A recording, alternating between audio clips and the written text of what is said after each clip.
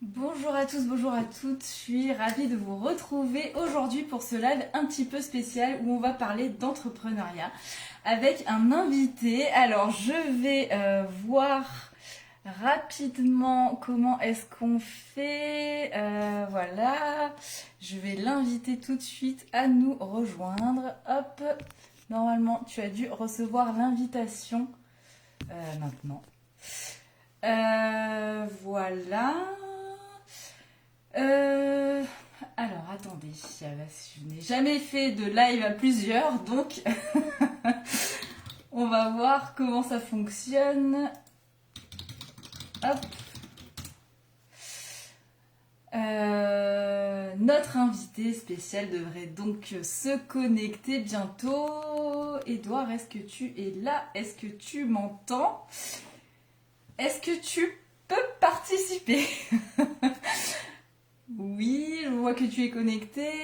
La connexion est un petit peu lente. Hop, je vois que tu regardes. Normalement, Edouard, je t'ai envoyé une invitation. Est-ce que tu l'as reçue? Tu peux répondre dans les commentaires. Je te vois normalement. Ah, oui, non. Inviter cette personne à l'écran. Ah, est-ce que tu es là? Et je ne vais pas chanter la chanson de parodie. Je vois que c'est en train d'être ajouté, ajouté, ajouté. En attendant, je vais reprendre mes petites notes parce que vous avez été quand même pas mal à poser plein de questions. Donc c'est génial, ça veut dire que c'est un thème qui vous intéresse. On a tapé, on va dire, dans le juste, dans le vrai. J'espère que ça va fonctionner. Si vous avez des astuces pour, pour l'animation des lives Facebook, ben, je les prends. Normalement, je pense que ça devrait bientôt être pas mal. Je vois toujours ajout en cours. Après, c'est vrai que moi, vous êtes au courant, ma connexion est pas terrible. Je ne sais pas, Edouard, toi, qu'est-ce que ça dit par chez toi? Ben, écoutez, en attendant, je vais, aucune réponse de la part de l'invité. Ah, mince. Alors, comment est-ce qu'on fait? Comment est-ce qu'on fait? Je vais recommencer. Hop, hop, cette personne. Ah, mince alors. Comment ça se passe? Difficultés techniques. Je vois qu'il y a des difficultés techniques. Bon. Alors, attendez, comment est-ce qu'on va faire? Désolée, vous allez prendre. Hop, mince, je ne peux pas quitter Facebook en plus. Tac, tac, tac, tac, tac. On va recommencer. On va recommencer. Alors, attendez, attendez, attendez. Hop. Comment est-ce qu'on va faire? Ah, voilà. Edouard est là, j'essaye de renvoyer l'invitation et il me dit cette personne n'a pas pu participer en raison de difficultés techniques. Mince. Alors, tchic, tchic, tchic, tchic, tchic. Alors, attendez. Attendez, attendez. Ah, je sais, je dis beaucoup attendez, mais du coup, c'est la première fois qu'on fait ça. J'hésite. Retest, retest, retest. Tac, tac, tac. Inviter cette personne. Il me dit toujours impossible, impossible par rapport à des difficultés techniques. Aïe, aïe, aïe. Alors, en plus, je ne sais pas si le problème. Alors, si cette personne accepte, elle acceptera en mode vidéo ou en mode audio seulement. Votre audience est définie sur personnalisée. Seules les personnes que vous sélectionnez peuvent donc regarder cette diffusion en direct. On est d'accord? Donc, Edouard, normalement, tu devrais pouvoir. Et il me dit toujours que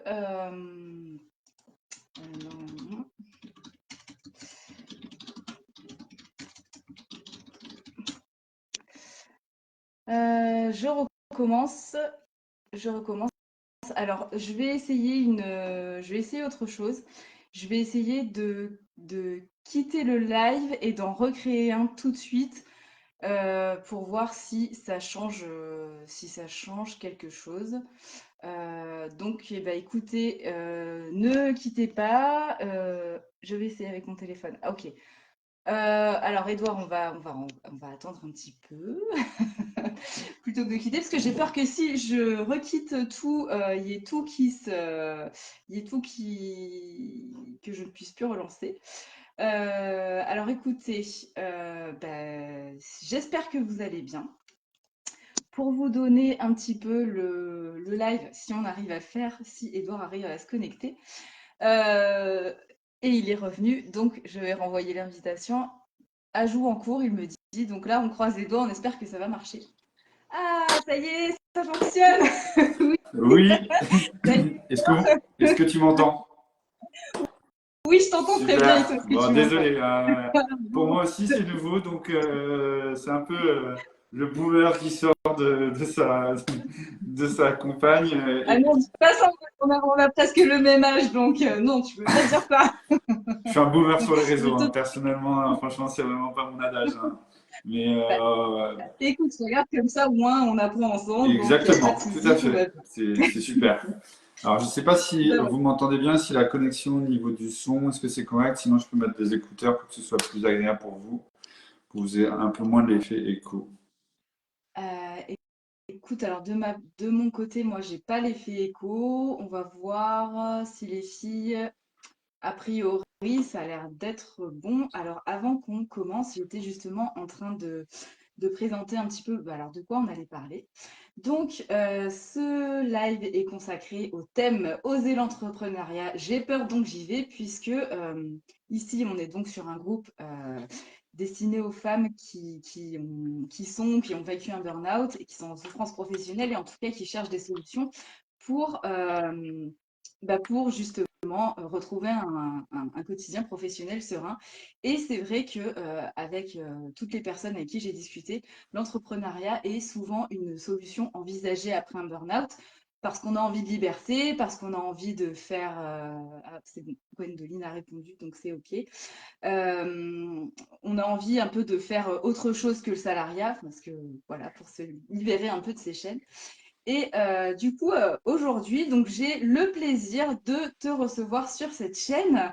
Et donc j'ai un petit peu teasé, voilà, en disant que tu étais un expert de l'entrepreneuriat, et c'est vrai. Donc aujourd'hui, tu vas nous aider à un petit peu répondre aux questions qu'on peut se poser, et puis aider un petit peu à casser nos peurs, parce que c'est vrai que l'entrepreneuriat, c'est quelque chose qui fait peur. Quand on vient d'une famille où il n'y a pas d'entrepreneur, quand on n'a jamais fait C'est ça. sûr. Tu peux Je confirmer? confirme, effectivement, quand c'est nouveau, enfin, c'est un univers qui est totalement nouveau. L'entrepreneuriat, c'est aujourd'hui, on se lance un petit peu au début sans filet, c'est-à-dire que quand on est entrepreneur, on ne gagne pas forcément tout de suite sa vie. Donc, derrière, à la différence que quand vous êtes salarié, ben, vous avez une entreprise qui vous paye puisqu'il y a un contrat qui est établi. Et donc, ça, c'est vraiment la grosse différence. Et donc, se lancer un petit peu dans cet inconnu, généralement, va générer des peurs. Et l'idée, on va essayer aujourd'hui, en tout cas, on va faire le maximum pour pouvoir lever un petit peu, je dirais, toutes les peurs que les personnes peuvent rencontrer autour de l'entrepreneuriat. Et également, comment franchir le pas. Franchir l'état, il faut savoir que j'ai d'abord, on va peut-être revenir sur les présentations après, j'expliquerai après. Du coup, justement, tu me fais l'enchaînement parfait parce que moi, j'allais te dire, est-ce que tu peux te présenter? Voilà. Parce que les filles ne te connaissent pas, Donc donc voilà, un petit j'étais peu. parti là-dessus. Aujourd'hui, Vas-y. donc j'ai été salarié pendant 12 ans et ça fait à peu près, on va dire bientôt 10 ans que j'entreprends. J'ai d'abord, avant d'être dans le business actuel dans lequel je suis, j'ai d'abord eu un premier business où j'étais courtier en assurance pour les indépendants. Et à la suite de cette activité, de cette expérience entrepreneuriale qui a duré à peu près 4 ans, je suis revenu salarié, mais tout en gardant ma casquette d'entrepreneur où justement, au lieu de faire du consulting ou de l'accompagnement sur toute la partie protection sociale du dirigeant, j'ai continué un petit peu là-dessus, mais c'était vraiment pas ma volonté.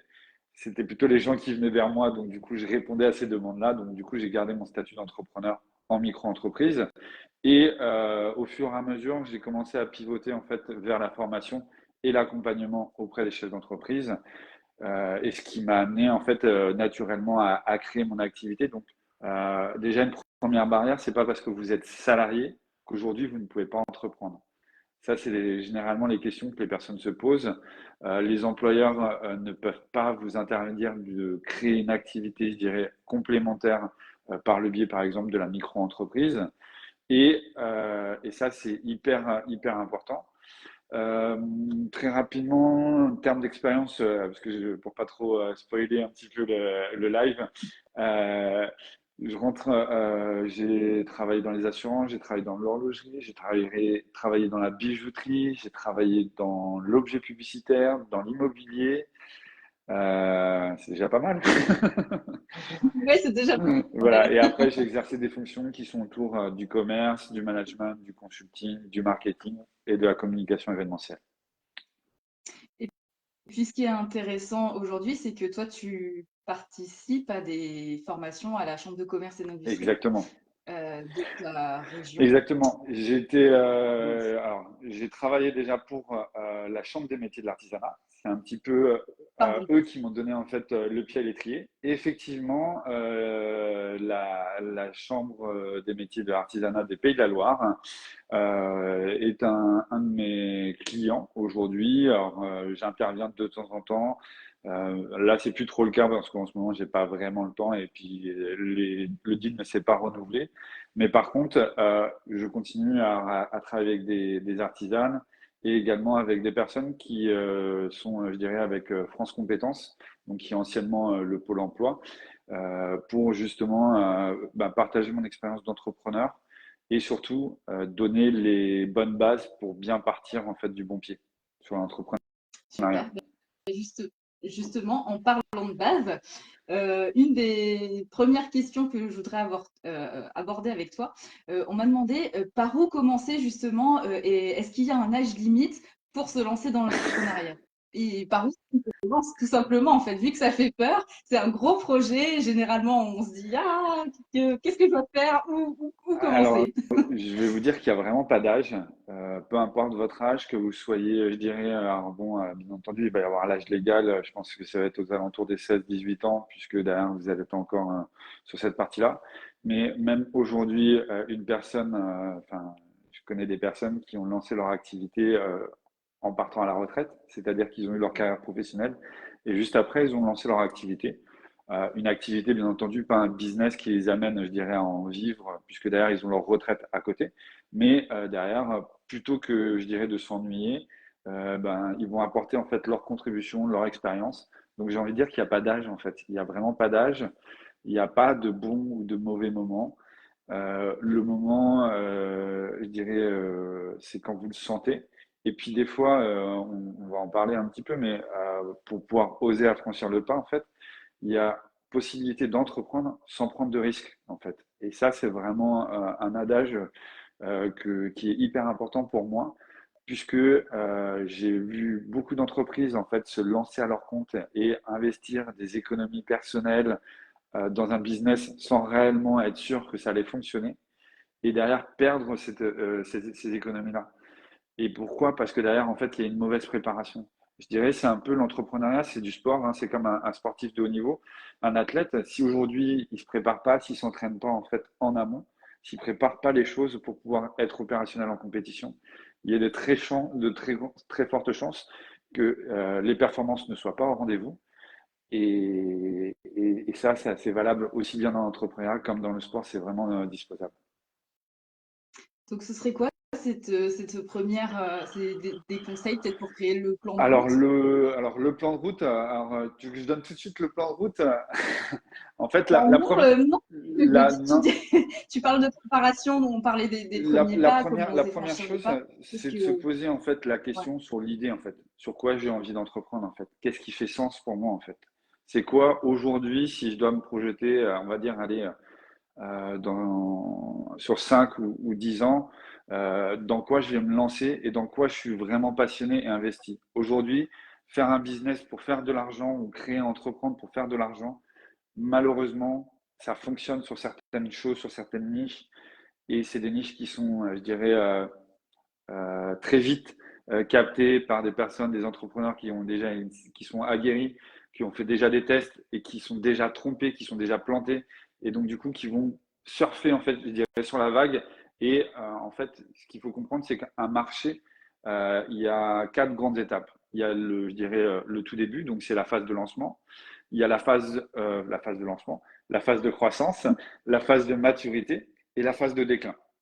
Et ça, c'est un petit peu ce qui se passe en fait sur les tendances qu'on peut avoir et sur certains business qui ont certaines tendances. Je vais prendre par exemple la cigarette électronique. C'est un business qui s'est lancé, qui a une croissance énorme, qui à un moment est arrivé à son maturité, à son stade de maturité et qui est arrivé à saturation un petit moment et qui a écrémé un petit peu ce secteur-là, et derrière qui a repris un petit peu du poil de la bête. Mais voilà, la cigarette électronique est une tendance. Aujourd'hui, on n'a aucune visibilité sur ce genre de marché, en sachant que, bon, bien entendu, c'est pas conseillé hein, ce genre de business. Enfin, moi, je ne conseille pas de se lancer dans ce genre de business. C'est le genre de business un petit peu périlleux, dans le sens où demain, il y a une législation, il y a un problème, il y a un risque sur ce marché tellement important que si vous misez et vous mettez tous vos œufs dans le même panier, c'est compliqué. Donc, vraiment, la première chose, le premier conseil, c'est de savoir, en fait, de trouver l'idée, en fait. Ça, c'est vraiment l'idée du business. Et c'est pas juste trouver l'idée, c'est de se dire, OK, est-ce qu'aujourd'hui, dans 5 ou 10 ans, je me vois encore travailler là-dedans et est-ce que je prends du plaisir, en fait?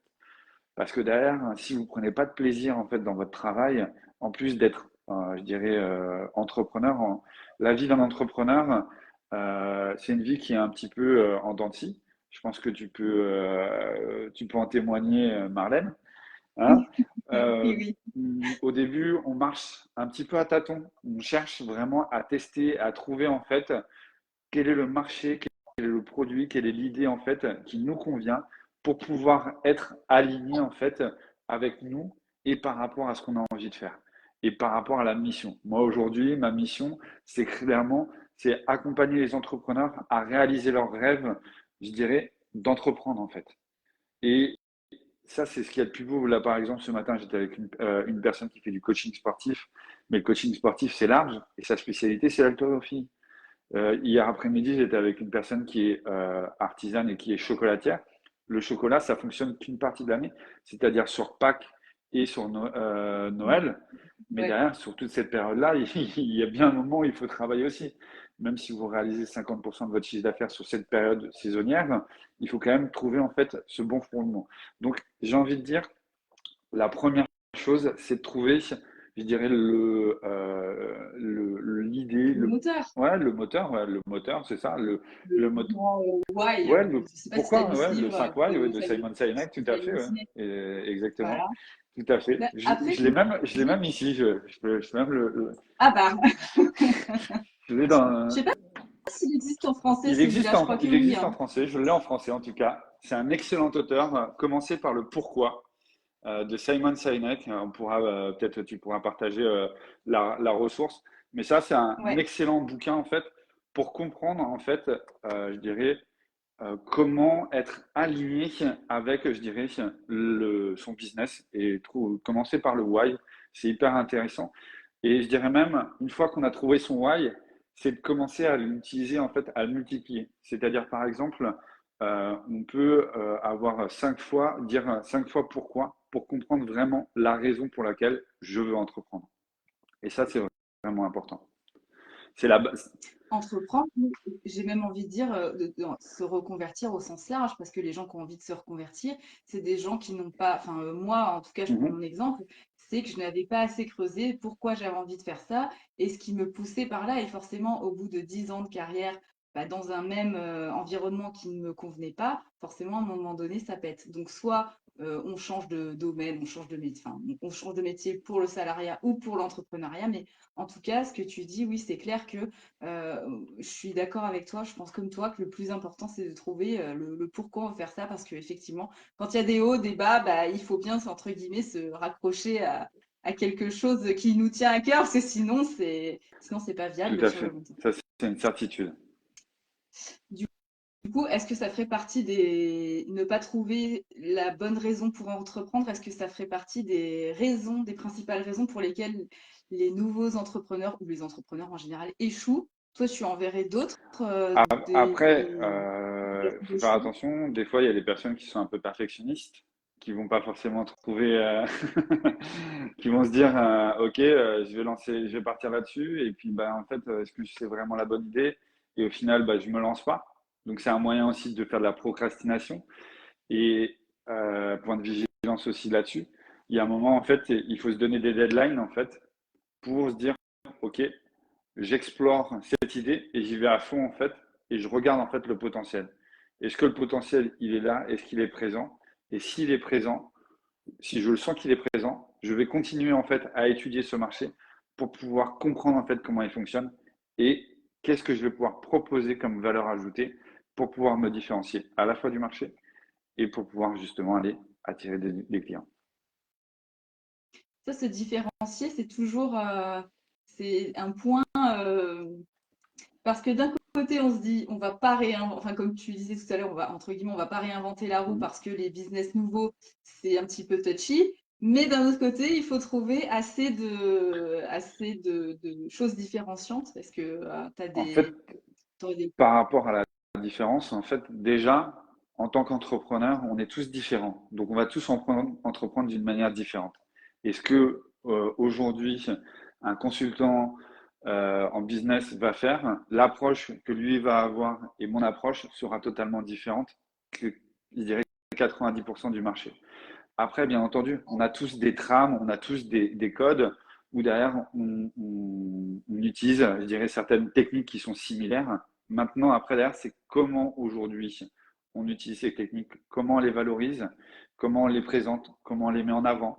Et souvent, cette différenciation se fait aussi par rapport à la personne, très clairement. Aujourd'hui, J'allais dire, ouais. alors moi, je suis dans un métier de service, mais les personnes viennent me voir parce que ben, c'est Edouard. Et j'ai envie de dire, si aujourd'hui je rentre dans mon langage un peu technique, je dis bah voilà, aujourd'hui j'utilise les outils de pensée visuelle, le mind mapping, le sketchnoting, la vidéo dessinée. Et à partir de là, je vais faire des connexions pour pouvoir comprendre comment ça se fonctionne dans votre entreprise. Ça, c'est ma tambouille à moi, c'est ma façon de voir les choses. Et c'est souvent ce qui se passe. Les experts, un petit peu ce qu'on appelle les experts fauchés. C'est-à-dire qu'ils ont une boîte à outils qui est énorme, mais par contre, ils cherchent avant de l'outil, avant de chercher à comprendre en fait à quel besoin ils viennent répondre. Et est-ce que ce besoin, il est suffisamment, je dirais, douloureux, urgent et récurrent? À partir du moment où vous avez trouvé en fait de votre idée en fait un millier de produits ou de services qui est, je dirais, douloureux, urgent et récurrent, il y a des grandes chances que ce marché réponde très rapidement à votre demande, donc il y a une connexion qui se réalise. Après, est-ce que parce que ce n'est pas rapide que c'est une mauvaise idée? Est-ce que c'est pas parce que c'est rapide que c'est une mauvaise idée? Après, derrière, tout dépend en fait de la configuration et de l'environnement Ah non, dans. non, je voulais dire, pardon, je voulais dire, est-ce que parce que ça prend plus de temps, ça veut forcément dire que c'est une moins Non, bonne idée? Euh, tu non, non, vois. parce que je vais prendre mon exemple. Le premier business que j'ai développé, j'étais sur de l'assurance. Je répondais à un besoin direct, douloureux. Il y avait une nouvelle règle, une nouvelle législation qui était mise en place pour les entreprises qui devaient aujourd'hui mettre une couverture santé, en fait, pour leurs collaborateurs, qui était obligatoire. Et donc, du coup, il y avait une douleur. Et donc, je répondais très rapidement à cette douleur. Et là, je suis arrivé, en fait, sur le marché parce que j'étais déjà dans le secteur d'activité dans lequel j'étais. J'étais consultant en assurance. Enfin, j'étais conseiller en assurance. Donc, du coup, je connaissais déjà mon marché, en fait. J'avais déjà cette expertise, en fait. Là, par exemple, dans le marché de la formation et de l'accompagnement professionnel, j'avais pas cette expertise puisque j'ai jamais été en fait consultant. Et donc, du coup, j'ai d'abord commencé par un job de salarié pour voir en fait comment ça se passe. Et à travers ce job de salarié, j'ai développé mes compétences en tant que consultant. J'ai développé ma méthodologie, ma technique. J'ai fait de la formation. J'ai commencé à animer des formations. Et c'est comme ça qu'aujourd'hui, j'ai commencé à tisser un petit peu mon chemin. Et je dirais que aujourd'hui, pour pouvoir développer mon activité, On en a un petit peu parlé ensemble, mais ça a mis, je dirais, 3 ans pour pouvoir développer mon activité. Et c'est vrai que ce temps-là, et en étant focus là-dessus, et en cherchant en fait la bonne approche, la bonne idée, et même quand en fait on est, je dirais, habitué en fait à conseiller les gens, à les accompagner en fait dans leur business, généralement, pour nous en fait, en tant que consultant, en tant que, je dirais, accompagnateur, ça peut demander plus de temps aussi. Parce que derrière, on n'est pas forcément les bons conseillers. On est très bon chez les autres, chez les clients, mais on n'est pas bon en fait pour nous-mêmes. Et ça, Bah, en fait, on n'a pas assez de recul, on n'a pas de recul et puis on a tendance bah, justement à se dire, bah, justement, ça va embrayer sur ma deuxième question, mais à se dire, je suis pas assez bon, oh, il faudrait que je me forme encore, mince, qu'est-ce que les gens vont penser de moi? C'est le syndrome de l'imposteur qui pointe le bout de ah, son nez. grave, grave. Le gros syndrome de l'imposteur.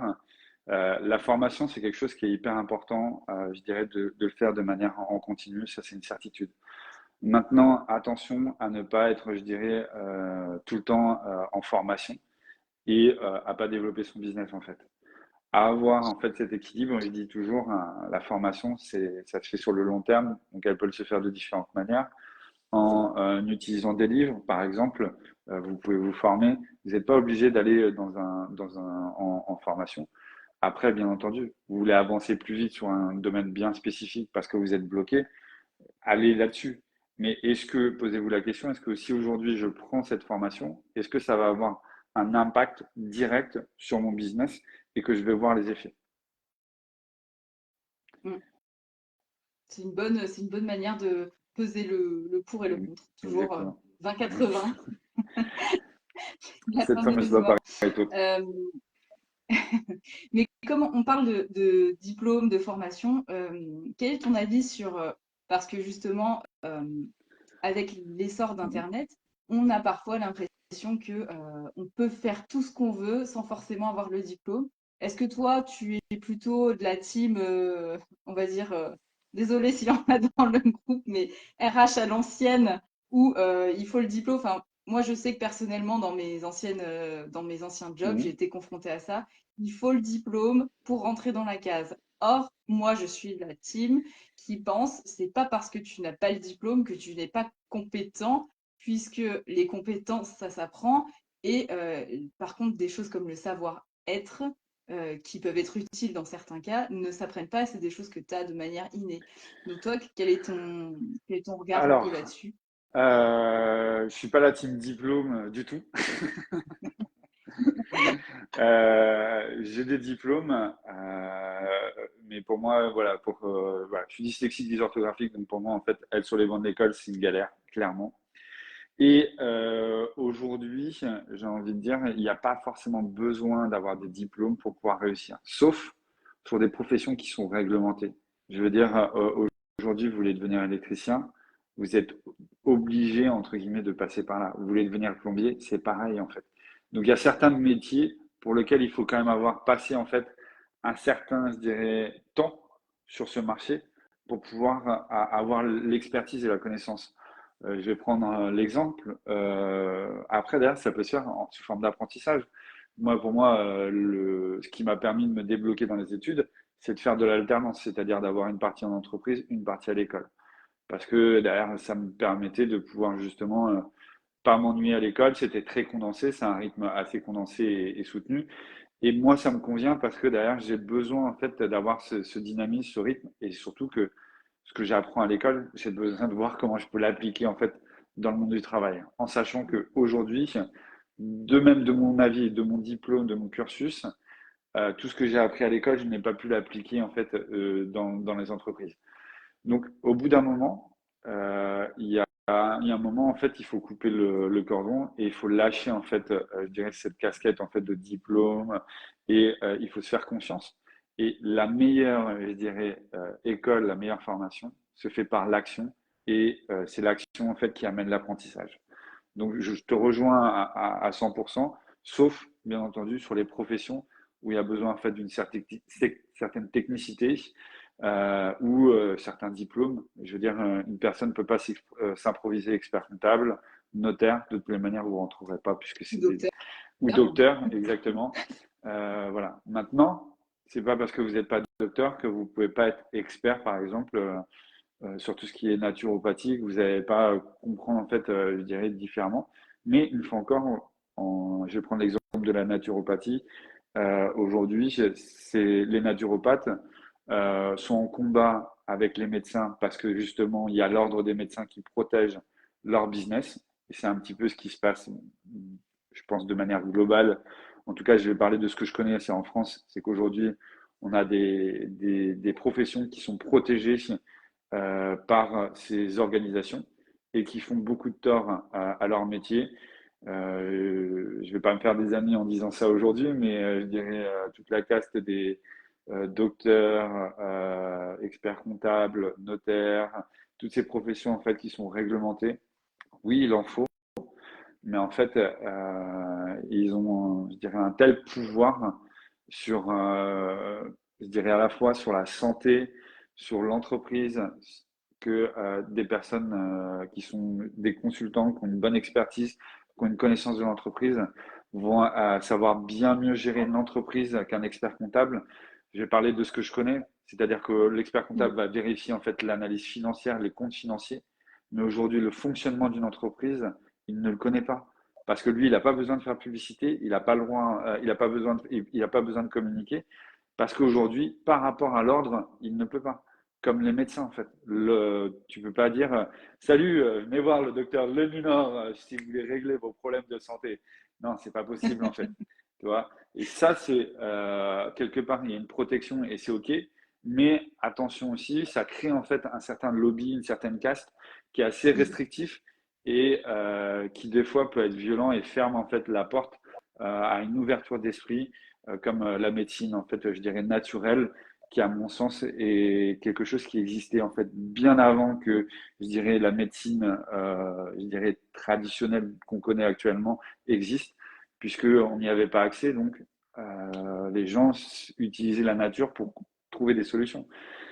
Donc voilà, je suis partagé sur ce dossier, mais on va pas faire l'épilogue, on va pas faire un débat là-dessus parce que sinon on pourrait. Non, Mais mais voilà, c'est vrai que c'est intéressant parce que justement, comme bah, dans ce groupe, on est pas mal à avoir vécu un mhm, burn-out, c'est vrai qu'après le burn-out, le sujet de la confiance en soi, c'est quelque chose qui est hyper important parce que forcément, durant toutes ces semaines, mois, années où tu te dévalorises mhm, toi-même, ta confiance en toi, elle est au ras des pâquerettes, quoi. Donc après, quand il s'agit de faire un nouveau projet où bah, tu sais plus où t'en es, tu sais plus ce que tu fais, comment un petit peu regagner cette confiance? Donc, tu l'as dit, ça, je suis d'accord avec toi, l'action, c'est comme ça qu'on bien sûr. reprend aussi confiance. Mais est-ce que toi, comment t'as géré un petit peu voilà, bah, cette prise de confiance en toi quand tu as changé de job, de Bah, statut, on va dire, oui, parce que si tu es passé de salarié freelance bien entrepreneur. sûr. Alors moi j'avais toujours l'envie d'entreprendre et j'avais pour projet à l'âge de mes 30 ans de me lancer dans l'entrepreneuriat. Ce qui m'a amené très rapidement à être à mon compte. Et dès que j'ai eu 30 ans et j'ai eu l'opportunité, je me suis associé et je suis passé de salarié à entrepreneur. Après, derrière, ça c'était sur cette première expérience. Sur la deuxième expérience, avant de devenir en fait consultant et formateur pour pouvoir accompagner les personnes, j'ai d'abord été voir en entreprise. Je me suis formé, entre guillemets, par le salariat pour voir un petit peu comment ça se passait, quels étaient les rouages et par rapport aux compétences que j'ai, est-ce qu'aujourd'hui je suis en capacité de pouvoir faire mieux? Est-ce que j'ai les compétences pour pouvoir faire mieux? Et c'est ce que j'ai remarqué, c'est qu'aujourd'hui, on était dans une structure en fait très linéaire, dans une approche très linéaire qui fonctionnait bien pour certaines personnes, où on fait des comptes rendus et généralement ce compte rendu est un peu inutile. Moi, j'ai une approche très visuelle dans ma façon de faire, c'est-à-dire je cherche à synthétiser un maximum d'informations pour pouvoir être le plus opérationnel et le plus concret.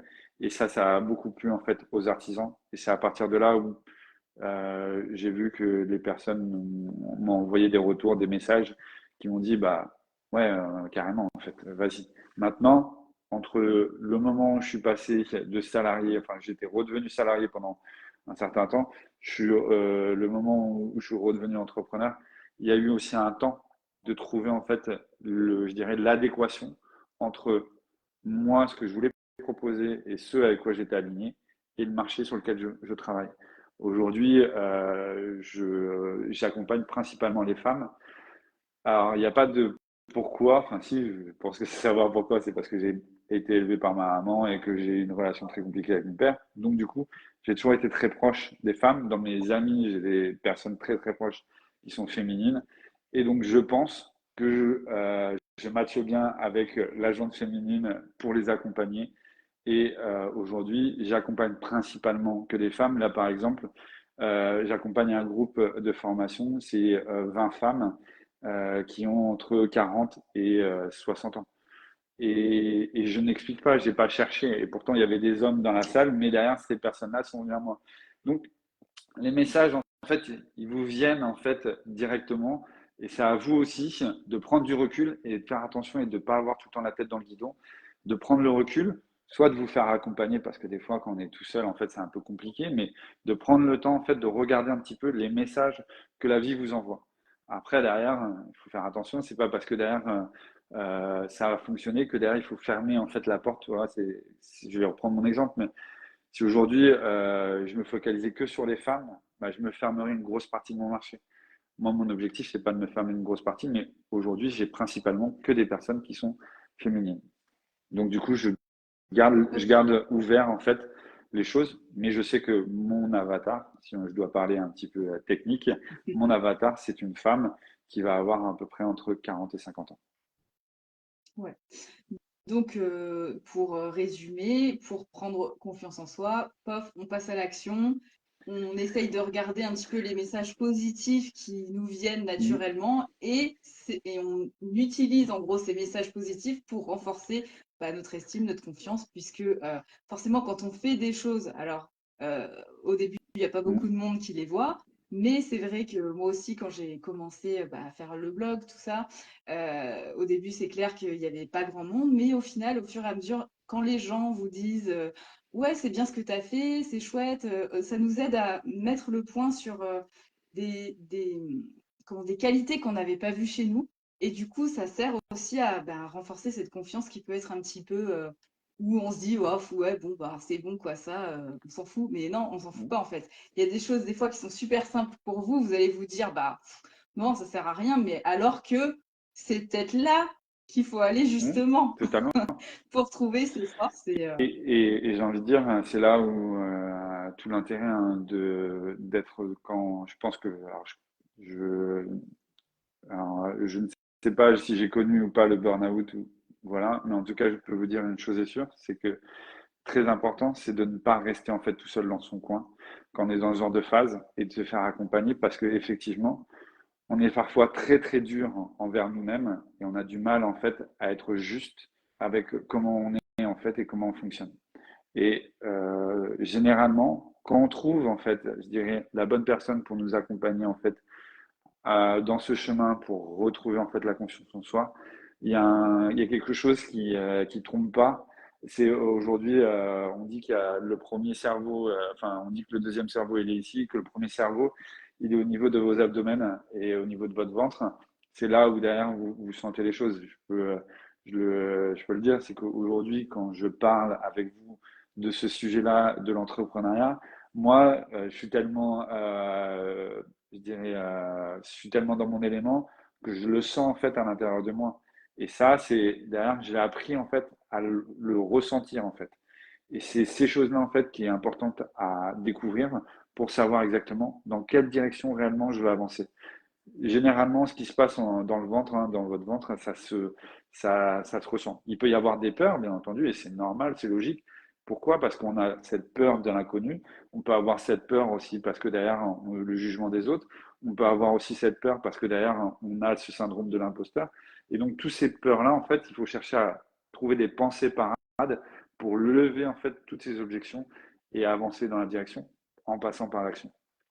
Et même si vous tombez, c'est pas grave, vous allez vous relever. C'est pour ça que c'est important dans l'entrepreneuriat de minimiser vraiment l'investissement financier. Vous pouvez lancer votre business en étant, je dirais, ce qu'on appelle un peu la méthode bootstrap, hein, où derrière, vous allez, je dirais, faire avec les moyens du port, avec les ressources que vous avez autour de vous, pour voir si déjà le marché est en adéquation avec votre idée de produit ou service. Bah, d'ailleurs, en parlant de ça, est-ce que toi, tu penses que le business plan est une étape obligatoire pour se lancer dans l'entrepreneuriat? Alors, une étape obligatoire, je n'irai pas jusqu'à là. Je pense que c'est un bon outil, une bonne feuille de route, surtout si c'est des dossiers sur lesquels il y a des financements. Il y a besoin en fait d'engagement, en fait, des investissements financiers.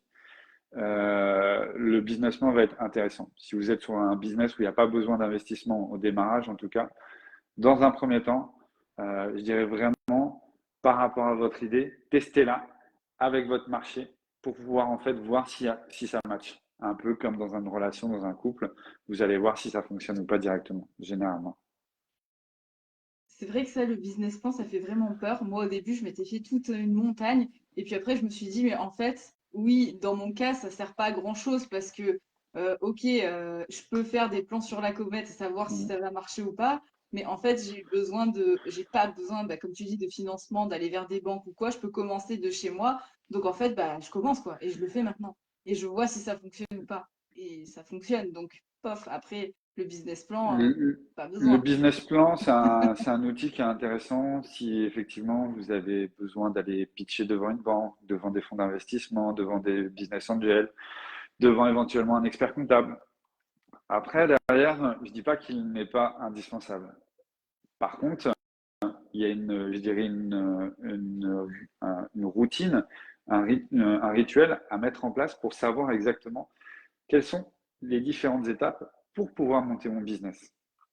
Et dans ces étapes-là, il y a des éléments qui font partie du business plan. Donc, euh, si tu veux, en fait, le business plan, c'est pas, je dirais, quelque chose qui est indéboulonnable, mais par contre, il y a une méthodologie, il y a une structure. Maintenant que j'en ai trop dit, je vais être obligé d'en parler. Oui. Donc, je pars du principe que vous avez trouvé votre idée, d'accord? Vous avez trouvé votre produit ou votre service.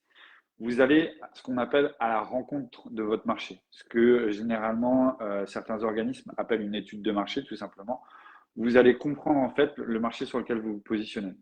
Je vais prendre par exemple l'exemple de la personne que j'ai accompagnée hier, que j'ai vue hier. Elle est sur le marché en fait de la chocolaterie et de la pâtisserie, d'accord? Mais elle est principalement, enfin c'est assez connexe, d'accord? C'est de comprendre en fait comment aujourd'hui fonctionne ce marché-là, d'un point de vue, on appelle ça macroéconomique, c'est-à-dire de manière globale, dans le monde et plus précisément sur la France. Aujourd'hui, les charges, le coût des charges des matières premières a fortement augmenté pour différentes raisons. Donc du coup, ça va être ce qu'on appelle un risque, puisque derrière la fluctuation en fait des valeurs des matières premières va avoir une incidence sur le bénéfice que vous allez pouvoir réaliser. Par contre, l'opportunité, c'est que vous savez que tous les ans, il y a la fête des mères, il y a Noël, il y a les Pâques. Donc, du coup, vous savez que les gens vont manger du chocolat. Donc, ça, c'est une réelle opportunité. Ça c'est une tradition. Et donc, ça fait partie des opportunités. Donc, c'est comprendre déjà sur le plan macroéconomique comment fonctionne en fait son marché. Et après, derrière, à l'échelle locale, de regarder qui sont aujourd'hui les personnes qui présentent ce genre de service, ou en tout cas de manière directe ou de manière indirectement. Là, je vais reprendre l'artisane que j'ai vue hier. Elle fait des gâteaux, des pièces montées en fait pour anniversaire, des gâteaux d'anniversaire. Aujourd'hui, les gâteaux d'anniversaire, comme vous pouvez le voir, sont totalement différents de ce que vous pouvez trouver par exemple en boulangerie. En boulangerie, on va trouver éventuellement un millefeuille, une tarte aux framboises, une tarte aux fraises, ou je sais pas. Mais derrière, vous n'aurez jamais en fait des gâteaux d'anniversaire personnalisés avec justement des choses un petit peu spécifiques. Ça va être moins courant. Et donc, c'est de comprendre en fait comment aujourd'hui, à l'échelle locale, ce marché fonctionne. Donc là, je vous ai parlé aujourd'hui sur la zone sur laquelle je suis, il n'y a pas grand monde qui va être sur ce marché-là en fait, sur cette personnalisation. Même si aujourd'hui, indirectement, toutes les boulangeries sont en capacité justement d'être des concurrents. Donc la connaissance du marché est hyper important et bien entendu de savoir qui sont les acteurs qui sont sur le marché, c'est-à-dire ce qu'on appelle l'offre et la demande. D'accord? Donc l'offre, on a vu, c'était toutes les personnes qui proposent le produit ou service de manière directe ou indirecte. Et la demande, c'est tous ceux qui vont avoir besoin en fait de ce produit-là. Et c'est ce qui va faire que ça matche. Aujourd'hui, tout le monde aime bien, enfin la plupart des personnes, surtout en France, on aime bien avoir son petit pain beurre, sa petite baguette le matin avec du pain beurre. Voilà. Donc on sait que derrière, on va, le boulanger, il répond à une douleur puisque c'est ancré en fait dans une tradition et ça fonctionne comme ça. Euh, une fois qu'on a cette connaissance de la demande, donc c'est-à-dire de l'avatar client, c'est ce que j'ai un peu parlé. L'avatar, c'est le client type. J'invite à avoir, quand vous démarrez votre entreprise, à avoir un seul et unique avatar. Parce que si vous en avez plusieurs, ben, vous allez vous disperser. Et c'est hyper important d'être très spécialisé au début. Parce qu'aujourd'hui, je vois beaucoup de chefs d'entreprise et dans mon précédent métier, je voyais beaucoup d'artisans en fait qui me disaient: Ah, mais tout le monde peut avoir besoin de mes services. Bien sûr, tout le monde peut avoir besoin de tes services en tant que boulanger, tout le monde peut avoir besoin de tes services en tant que peintre, mais derrière, tout le monde n'a pas le même budget, tout le monde n'a pas le même, je dirais, le même emploi du temps, tout le monde n'a pas les mêmes capacités manuelles. Donc, en fonction en fait de ton client, tu vas adapter ton offre et ton produit-service en fonction de ce que le marché te demande. C'est le marché qui vraiment te dicte. Et ça, c'est vraiment une étape hyper importante. Vous verrez hein, sur le blog que tu partageras, je suppose, Ouais. il y a un document en fait sur l'étude de marché, comment construire son étude de marché. En sachant qu'il y a un autre article sur comment lancer son entreprise avec toutes les étapes que je suis en train de vous dire. Parce que pour moi, je suis à l'oral et c'est assez facile. Mais il y a un article où je vous décris en fait toutes les étapes pour lancer son entreprise sans avoir besoin de faire un business plan. Et ensuite, comment construire votre étude de marché. Une fois que vous avez réalisé votre étude de marché, vous allez construire ce qu'on appelle votre offre. C'est-à-dire savoir aujourd'hui, ben, par rapport à mon avatar, je vais créer tel et tel produit parce que c'est répond à un besoin qui est douloureux, urgent et récurrent. Et donc, du coup, j'ai de très fortes possibilités que ça matche très rapidement. Et est-ce qu'aujourd'hui, ce match va me permettre de matcher je dirais, un panel de personnes suffisamment importantes? Parce que si je vais matcher avec 5 ou 10 personnes, ce n'est pas suffisant pour pouvoir faire vivre un business. Il faut minimum que dans votre marché, dans votre avatar, ça correspond à une cible, on va dire entre 10 et 15 000 personnes si vous êtes sur un marché qui est hyper niché. D'accord? Donc, on va chercher encore vraiment sur du spécifique. Et ça, c'est hyper important parce que c'est ce qui vous permet, une fois encore, de vous différencier et de ne pas être comme monsieur et madame tout le monde parce que derrière, vous n'avez pas cette autorité, vous n'avez pas cette notoriété au début. Et du coup, il faut la construire. Et pour pouvoir la construire, il faut vous spécialiser sur quelque chose bien précis pour pouvoir créer cette autorité. Ça fait écho, j'ai l'impression, quand je te parle.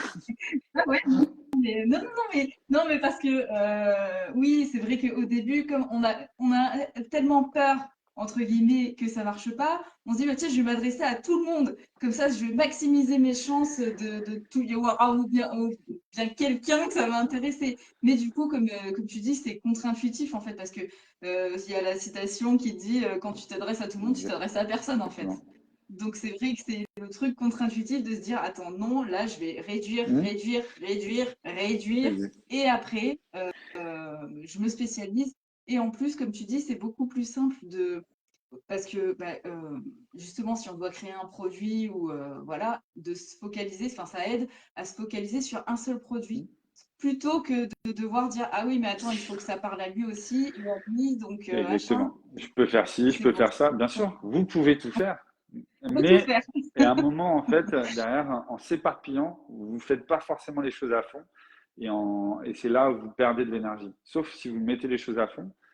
Voilà, je vais prendre par exemple sur ton marché, sur la période Covid, la restauration a pris une grosse claque. Pourquoi? Parce que aujourd'hui, les personnes qui étaient dans la restauration se sont rendus compte qu'ils étaient dans un métier où ils étaient nourris en fait par cette adrénaline en fait d'aller tous les jours au travail et que la restauration, c'est un métier où on est hyper actif. Et en fait, il y a beaucoup de gens qui se sont dit, ah, mais en fait, non, c'est bon, j'ai plus envie de faire ça, en fait. Je suis plus aligné avec ce que je veux faire.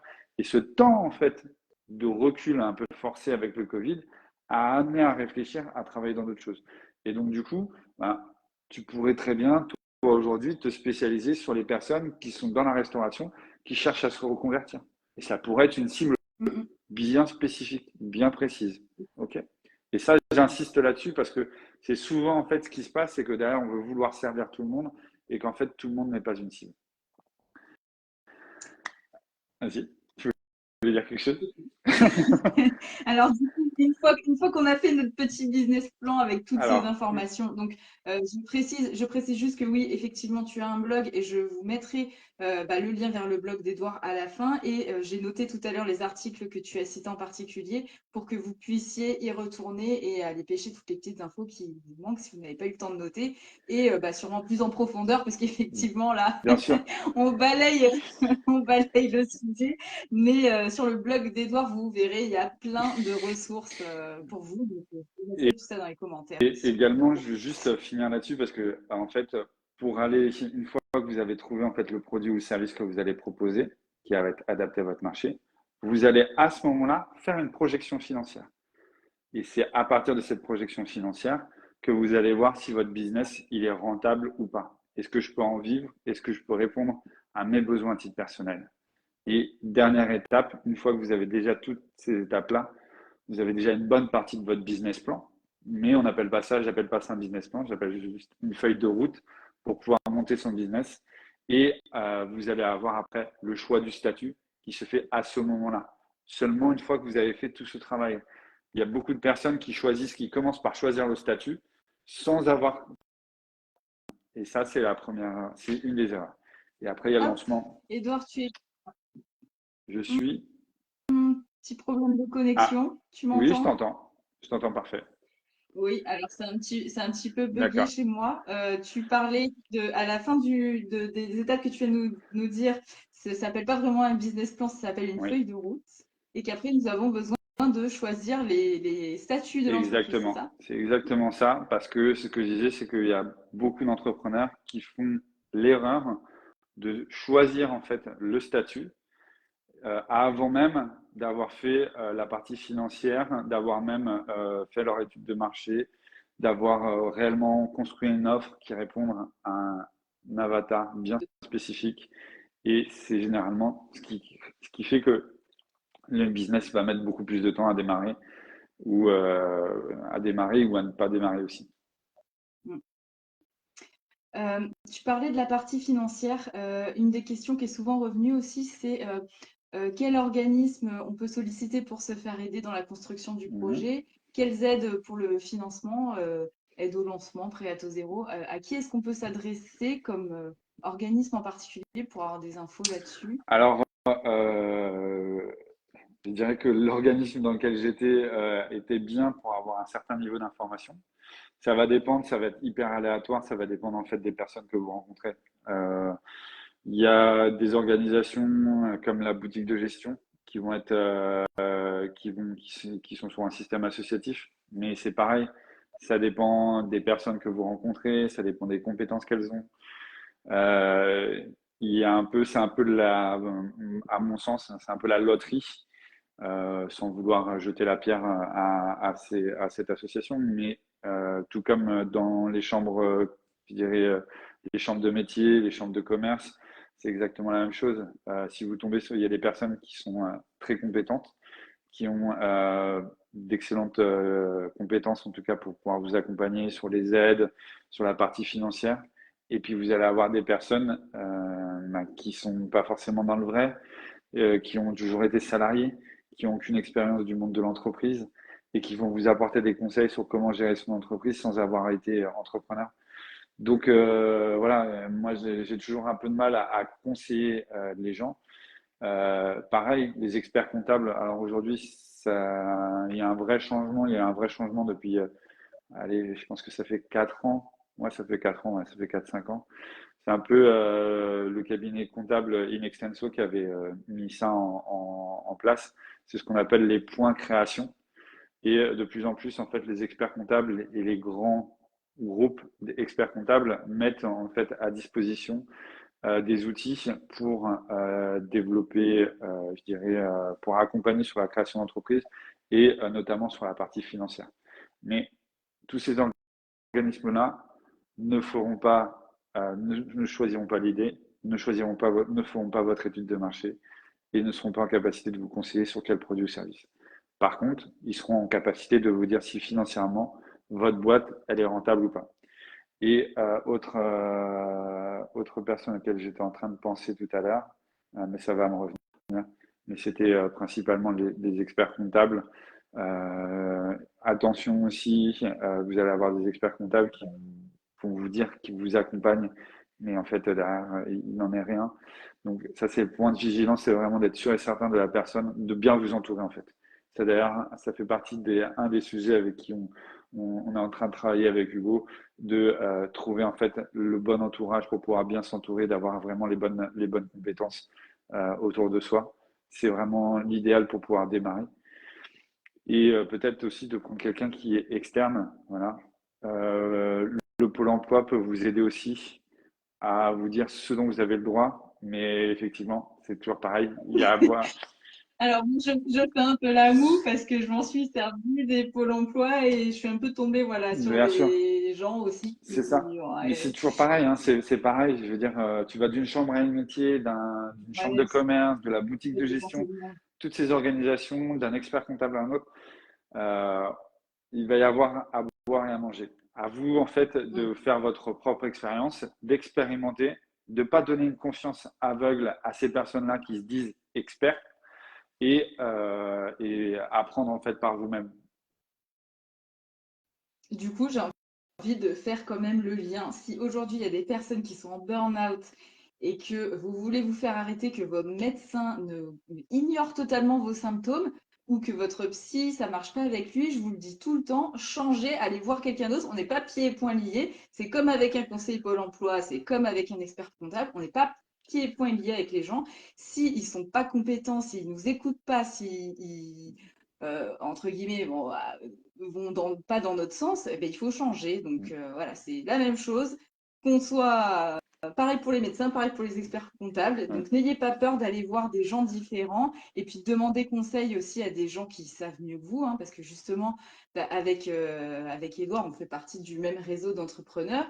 Rejoindre un réseau de gens qui font la chose que vous avez envie de faire ou qui ont plus d'expérience que vous, forcément, et puis ne pas avoir peur de parler avec les gens, ça aussi, c'est pas avoir peur de demander conseil, non, mais Bien c'est sûr, vrai, non, mais c'est pas avoir peur voilà, de bien se faire entourer, c'est la base. Donc, surtout, poser tout le temps des questions et aller voir les gens qui ont plus d'expérience que vous et ne vous arrêtez pas à un seul avis. Voilà, n'en prenez pas 50 000 non plus, mais voilà, mais choisissez bien les gens qui vous entourent et surtout qui vont vous pousser vers le haut plutôt que de vous bien mettre sûr. la tête sous l'eau.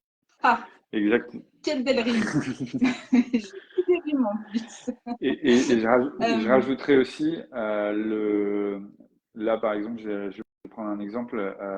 Si vous voyez que par exemple pour le financement de votre projet, vous avez des difficultés auprès d'une banque et auprès de plusieurs banques, c'est peut-être que derrière votre projet, il doit être retravaillé pour pouvoir justement les intéresser.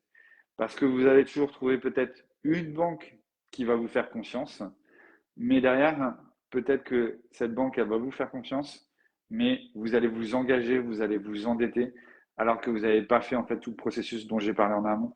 Et ça, c'est vraiment le gros point de vigilance que je veux dire. Il faut être vigilant là-dessus parce qu'on peut perdre beaucoup d'argent aussi dans ce genre de situation. Non, mais c'est vrai que c'est intéressant que tu le soulignes parce que des fois, il suffit juste d'un petit ajustement. Mmh. Effectivement, si ça coince partout ou voilà, c'est qu'il y a peut-être quelque chose à revoir. Et du coup, c'est aussi un indice de se dire, attends, je prends un peu de recul et je réfléchis pour améliorer la chose sans évidemment tomber dans le perfectionnisme Ouais, toxique, comme on en a beaucoup parlé ici. Mais voilà, effectivement, oui, ne pas être, enfin, savoir prendre du recul en fait. Je mmh, pense que c'est hyper important dans toutes les tout situations, à fait. quoi qu'il en soit. Alors, imaginons que nous avons fait notre petit business plan, on lance notre entreprise. Une des questions qui fait aussi beaucoup, enfin, un des points qui fait beaucoup, qui fait Mmh. peur, c'est de réussir à allier ce côté vie perso, vie pro et revenu confortable, parce qu'une des grosses peurs enfin, l'un des gros freins à se lancer, c'est comment je vais faire sans revenu? C'est ça, Si je gagne pas d'argent tout de exactement. suite, qu'est-ce C'est qui va pour se ça que c'est passer? important en fait de pas se mettre directement en péril dans le sens où euh, il faut contrôler en fait le risque sur l'aspect financier et c'est là où est toute l'importance en fait d'être bien accompagné. C'est-à-dire, je dirais, quand je dis bien accompagné, c'est autour de soi en fait, soit avoir, je dirais, son conjoint ou sa conjointe qui est là, qui vous soutient, qui vous accompagne et qui croit en votre projet et qui va vous laisser le temps pour pouvoir développer votre activité. Parce que effectivement, au tout début, si vous cherchez un équilibre vie pro, vie perso, je vous le dis tout de suite, c'est compliqué. Personnellement, je travaille beaucoup depuis longtemps. Je travaille beaucoup dans mes business parce que je suis comme ça aussi. Mais j'ai juste un équilibre. Je vais faire du sport, je vais au théâtre d'impro, je vais prendre du temps avec mes amis. Mais par contre, derrière, j'ai dans mon entourage des personnes qui me soutiennent dans mon projet et qui croient en moi. Et à partir de là, j'ai envie de dire, c'est hyper important. Après, l'équilibre vie pro et perso, il est aléatoire en fonction des personnes, en fonction des projets, en fonction des activités. Je dirais que ça, c'est hyper aléatoire. Maintenant, quand vous lancez un business, surtout si vous n'avez pas d'audience, si vous êtes sur quelque chose qui est nouveau, si vous démarrez quelque chose qui est totalement, je dirais, décorrélé de ce que vous avez l'habitude de faire ou qui est en dehors de votre champ d'expertise et de compétences, accepter de prendre le temps pour pouvoir développer en fait cette partie-là, pour pouvoir trouver justement le juste équilibre entre les deux. Donc du coup, oui, c'est un petit peu illusoire de penser qu'on peut s'assurer un revenu confortable dès le début, même si on aimerait bien que ça se passe comme ça, tous, je Bien, pense. Mais bien sûr, hein, c'est illusoire, hein. Après, tout dépend des conditions, des paramètres. Je veux dire, demain, vous reprenez une entreprise. Même si vous reprenez une entreprise, vous allez pouvoir vous assurer un minimum de salaire. Mais par contre, au début, vous allez être forcément, avant de trouver en fait, je dirais, votre rythme de croisière, je dirais les 5 premières années, je ne veux pas faire peur, hein, mais les 5 premières années sont un peu le rodage. Pour d'autres, ça va être beaucoup plus rapide, ça va être 3 ans. Pour d'autres, ça va être 1 an, 2 ans. Mais de moyenne, de par mon expérience, pour pouvoir trouver une stabilité, je dirais, entre le revenu confortable, l'équipe vie pro, vie perso, il arrive juste entre la troisième et la 5e année. C'est mon, bah, c'est mon ressenti. c'est Après, intéressant que tu le c'est précises. pas une, Ouais, c'est non, pas une mais vérité, hein. Attention, non, bien je, sûr, mais c'est intéressant d'avoir justement ton point de vue, un point de vue un petit peu extérieur, parce que c'est vrai que bah, avec les réseaux sociaux, on a l'impression que paf, tu fais ça et claque du jour au lendemain, ça y est, t'es riche, machin. Mais en vrai, ça se passe pas comme ça. Et justement, la plupart des personnes qui ont vécu un burn-out ont envie de se lancer dans l'entrepreneuriat pour avoir la liberté. Mais des fois, il y a un petit peu tout le côté attention, va quand même falloir travailler, qui est un petit peu minimisé parce que on se rend pas compte, mais oui, bah, quand tu es entrepreneur, il y a personne qui est derrière ton dos à c'est te ça. dire quoi faire. Donc oui, c'est sûr, tu fais ce que tu veux. Mais par contre, si tu engages pas le taf qu'il faut, bah, il va rien se passer ou alors ça va être très, très, Oui. très, très long. Et bah, généralement, voilà, bah, si on a de la chance d'être au chômage, et encore, je crois que maintenant, les conditions ont baissé, mais avant, il y avait 2 ans. Si on a la chance d'être au chômage pendant 2 ans, tu peux lancer ton entreprise tranquille. Si tant est que tu trouves ton Mhm. idée, enfin que tu aies déjà ton idée et que tu sois bien au point sur ton idée, maintenant c'est un peu moins, je pense que c'est 1 an et demi, je Ouais, crois, le chômage. 18 mois, je crois, effectivement. Et, Et et, ouais, voilà, bon, bah, et du coup, il va falloir, enfin, c'est pas se lancer dans l'entrepreneuriat, ouais, certes, c'est de la liberté, mais c'est aussi beaucoup de travail. Je pense que, en fait, comme je l'ai dit au tout début, aujourd'hui, être salarié et démarrer son statut d'entrepreneur n'est absolument pas incompatible. C'est pour ça que d'abord, avant d'aller chercher justement à se lancer un petit peu dans le grand bain comme ça et de se dire je me lance et pendant 18 mois je vais faire ça, d'abord validez votre idée, votre marché, pour pouvoir après vous dire, OK, là, c'est le bon timing pour me lancer. Surtout si vous n'avez jamais été entrepreneur. prenez le temps. Je sais que le fait d'avoir son salaire, ça rassure. Ça prendra peut-être que votre projet prendra un petit peu plus de temps, mais derrière, ça apporte une sécurité. Et ça, en fait, je dirais, c'est en fonction en fait des personnes dans le réseau dans lequel on est chez les blogueurs pros. Il y a des personnes qui étaient kinés avant de lâcher leur cabinet de kiné. Ils ont d'abord lancé leur blog petit à petit. Ça a mis un certain temps. Ça a mis peut-être un an et demi, 2 ans. Et c'est seulement au bout de ces 2 ans qu'ils ont vu qu'il y avait un alignement des planètes pour pouvoir en vivre et dégager un minimum de salaire, le minimum vital pour répondre aux besoins de tous les jours. Alors là, je fais Madame Michu.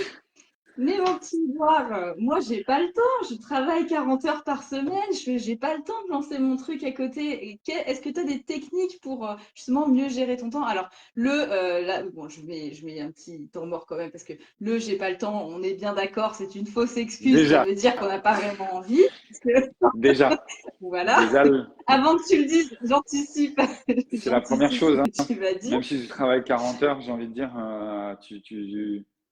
euh, en fait, C'est que tu n'as pas trouvé non, ton non, pourquoi, c'est pas peut-être. ça. C'est que, en fait, déjà, oui, je pense que si tu es passionné par ce que tu fais, le temps, tu le trouves. Honnêtement, tu le trouves. Après, derrière, oui, l'énergie et le temps que tu voudrais y mettre, c'est pas possible parce que c'est frustrant, parce que tu n'as pas la possibilité d'engager autant de travail que si tu étais en tant que salarié. Mais ça fait partie aussi je dirais des risques. Maintenant, c'est pour ça que je dis, garder son statut de salarié, ça peut être intéressant. Il y a toujours des possibilités aujourd'hui dans certaines entreprises de ne pas travailler à 100%, mais travailler à 80%. Voilà. Il y a aussi possibilité d'aménager le travail en faisant peut-être des semaines de 4 heures, de 4 jours, hein, pas de 4 heures. Ça, c'est Tim Ferriss. Mais, C'est bien, mais on aimerait tous. ça peut venir, mais après, il faut un peu de temps. Mais ce que je veux dire, c'est que vous pouvez travailler sur 4 jours, à fond sur 4 jours, et vous laisser une journée sur laquelle, toutes les semaines, vous avez cette journée sur laquelle vous pouvez travailler sur ce projet-là. Ou utiliser la méthode des petits pas, c'est de dire, OK, ben, je travaille, je dirais, 1 heure, 2 heures, tous les jours en fonction du temps que j'arrive à avoir. Et je sais hein, que Madame Michu, elle a aussi des enfants, elle a une vie de famille et que c'est pas toujours évident d'allier vie de famille, travail salarié et en même temps un projet professionnel par-dessus. C'est pour ça que l'entourage est hyper important parce que quand on se lance dans ce genre de projet, il faut que enfin, c'est pas il faut, c'est l'idéal, c'est d'avoir une personne qui peut prendre un peu le relais sur certaines choses pour pouvoir vous focaliser sur cette partie-là et vraiment vous investir à 100%. Super. Ok, donc pour la gestion du temps, c'est bon. Mais qu'en est-il du rodéo émotionnel de l'entrepreneur? Est-ce Euh, que tu as des...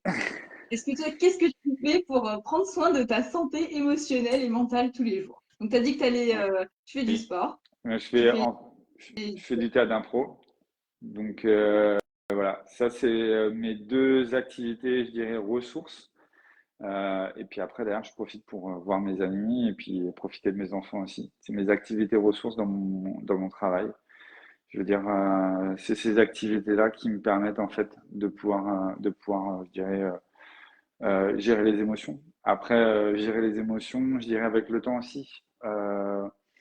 Hum, Comme je l'ai dit, hein, la vie de chef d'entreprise, elle n'est pas stratosphérique. Je ne connais pas un seul entrepreneur qui ait pas de baisse d'activité, de baisse de morale. C'est pas le linéaire. Maintenant, c'est plutôt d'observer, de regarder, de mettre des routines en place, de voir comment ces routines en fait nous permettent de tenir nos objectifs ou pas. Et à partir de là, comprendre en fait est-ce que j'ai réussi à obtenir mes résultats ou pas? Si je n'ai pas réussi à obtenir, bah, qu'est-ce que je peux changer? Qu'est-ce que je peux les faire évoluer? Et aussi accepter de dire bah ouais, on n'est pas parfait, on n'est pas des robots, on n'est pas programmés comme des machines, on est des humains. on peut avoir je dirais des moments de faiblesse où on a juste besoin que en fait, nos cerveaux se mettent en off et ne fassent rien. Je peux vous le dire. Pas plus tard qu'hier soir, j'étais en train de manger, je regardais un film et derrière, ben, j'ai fini de manger, le film s'est terminé. Plutôt que d'aller me coucher ou de faire autre chose, je me dis, bah, je regarderai bien un deuxième. Bon, bah, et la veille, je m'étais déjà couché tard parce que je travaillais sur un projet. Et en fait, au final, j'ai regretté, mais derrière, en fait, le fait de regretter, ça plonge en fait les émotions dans le bas. Et plutôt que de dire, OK, bah, j'assume, j'ai fait cette erreur-là, je me suis fait ce kiff, j'ai pris plaisir à mettre mon cerveau en off. Et derrière, bah, ça va être un peu plus dur aujourd'hui. Et demain, ce soir, je dormirai mieux et puis on avance. Je dirais qu'aujourd'hui, rien n'est linéaire, hein. La vie n'est pas linéaire.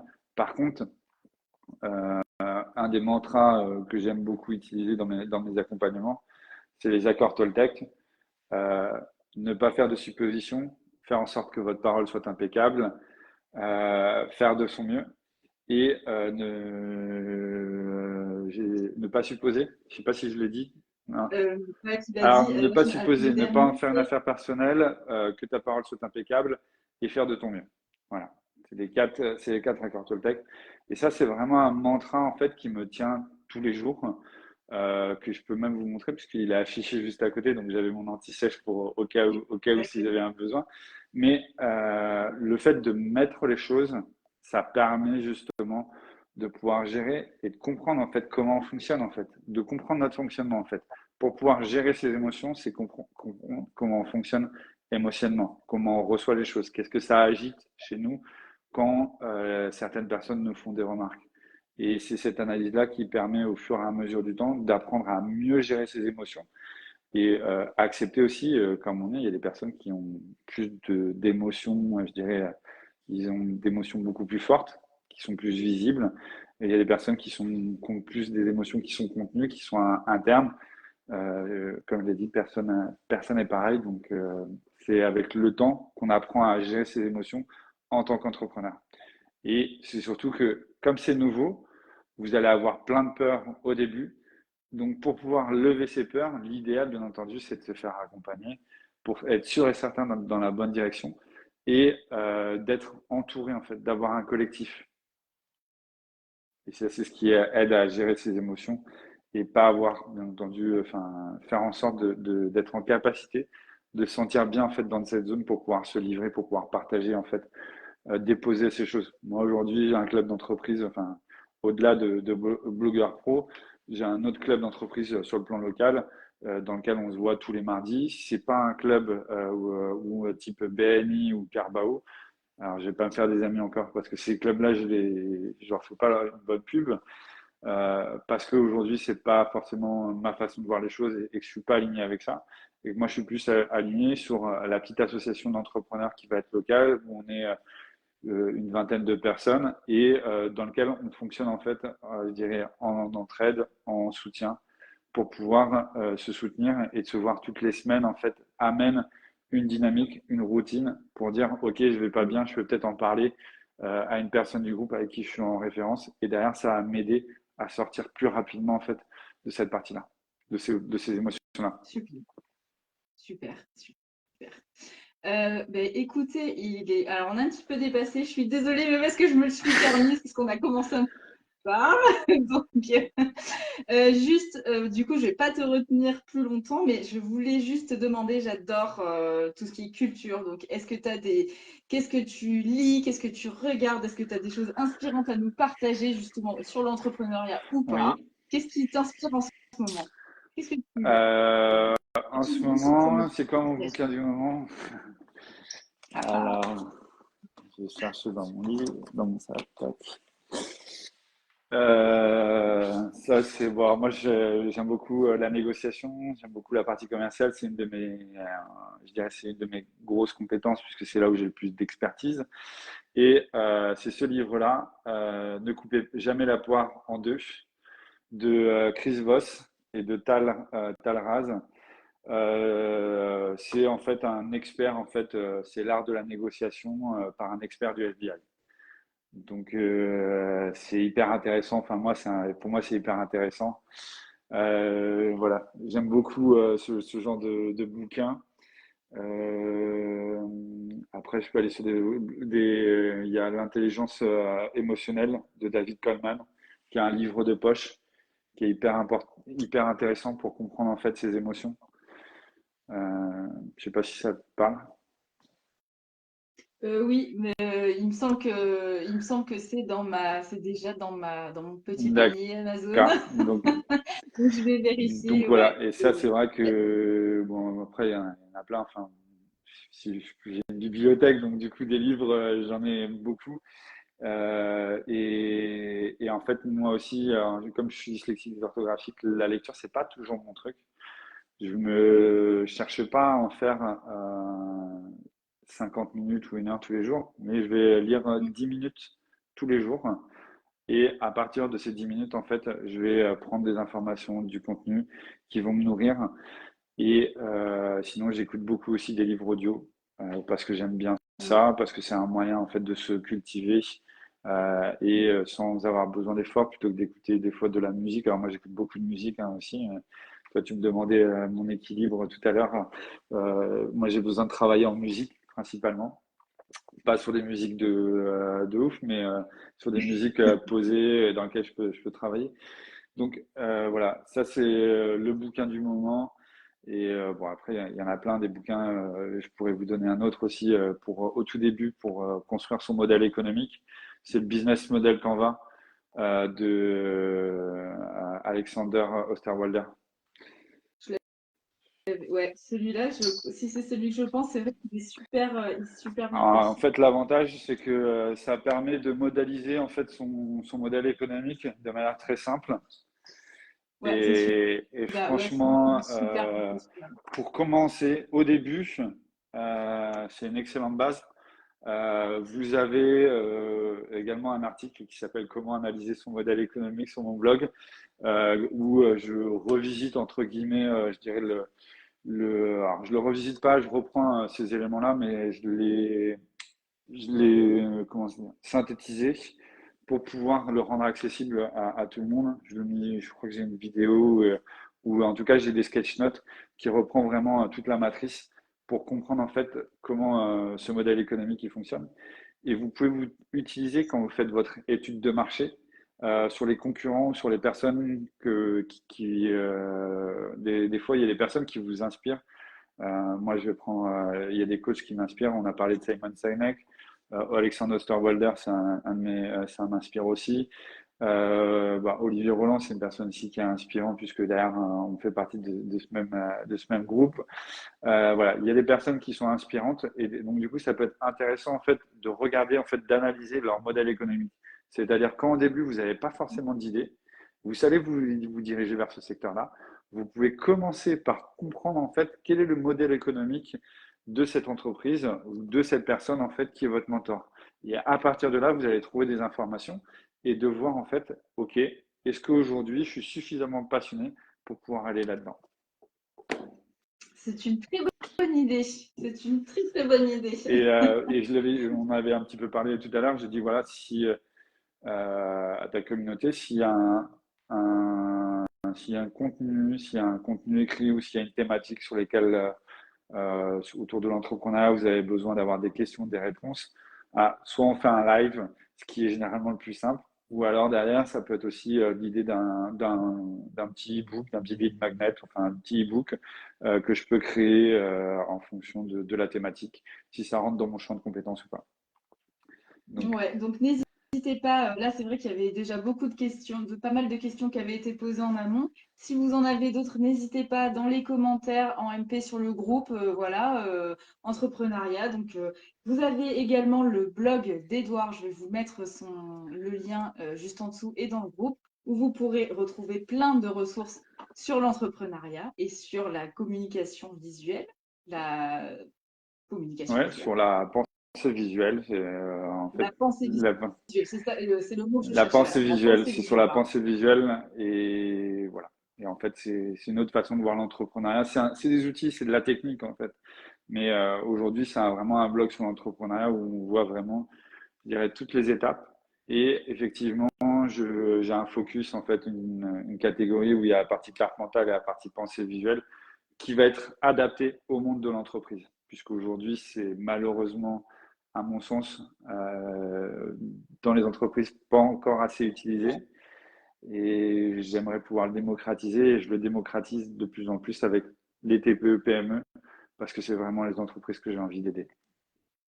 Et ça peut être un super outil bah, justement pour un petit peu se défricher tout ce qu'on a dans la tête et trouver notre direction là-dessus. Exactement. Donc, je vous invite à aller voir le site d'Edouard. Voilà. Bon, alors, on a un petit peu dépassé. Encore une fois, je m'excuse. On le saura pour la prochaine fois. Ça marche. Ça dépend de la connexion et tout ça, mais finalement, ça s'est bien passé. Donc, j'espère que vous êtes régalés sur ce live. Il sera dispo sur le groupe. Je pense que je vais l'épingler, celui-là. Je pense que je vais le laisser disponible. On va voir. Soit un mois, soit tout le temps. Bon, en tout cas, merci beaucoup pour Mais l'invitation, Marlène. C'était un grand plaisir et j'espère avoir aidé un maximum de personnes avec ce live. Et c'est avec grand plaisir. Tu me réinvites quand tu veux. ben, moi aussi.